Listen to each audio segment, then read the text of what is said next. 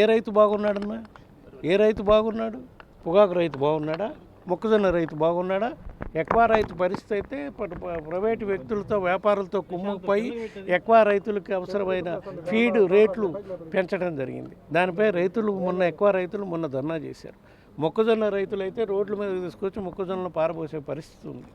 అన్నీ ఏ పంట పండినా ఎక్కువ పంట కానివ్వండి, చేపల చెరువులు కానివ్వండి, ప్రతి రైతు కూడా కూటమి ప్రభుత్వం అనుకొచ్చినాక గిట్టుబాటు ధర లేకన్నా ఇబ్బంది పడుతున్నారు, పంట పండకన్నా ఇబ్బంది పడుతున్నారు. అయినా సరే రైతులకు ఆదుకునే విధంగా ఇన్సూరెన్స్ సిస్టమ్ లేదు. అదే వైఎస్ఆర్ కాంగ్రెస్ పార్టీ అధికారంలో ఉన్నప్పుడైతే డైరెక్ట్గా రైతులకు ప్రభుత్వమే ఇన్సూరెన్స్ చేసి వాళ్ళకి ఇబ్బందులు వచ్చినప్పుడు ఆదుకునే విధంగా చర్యలు తీసుకోవడం జరిగింది.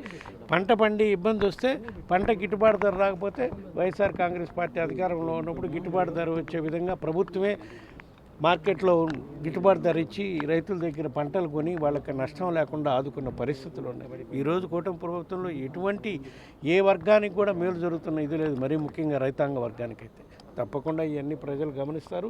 ప్రజల పక్షాన మేము వైఎస్ఆర్ కాంగ్రెస్ పార్టీ తరఫున నిలబడి వాళ్ళకి రైతులకు కానీ ఎక్కువ రైతులకు కానీ ఎవరు నష్టం పడుతున్నా సరే వాళ్ళ తరఫున నిలబడి పోరాటం చేసి వాళ్ళకి న్యాయం జరిగేదానికి వైఎస్ఆర్ కాంగ్రెస్ పార్టీ తరఫున తప్పకుండా కృషి చేస్తాం. రైతులకు అన్యాయం చేయకుండా ఉంటే మాకేం ఇబ్బంది లేదని చెప్పాం కదా.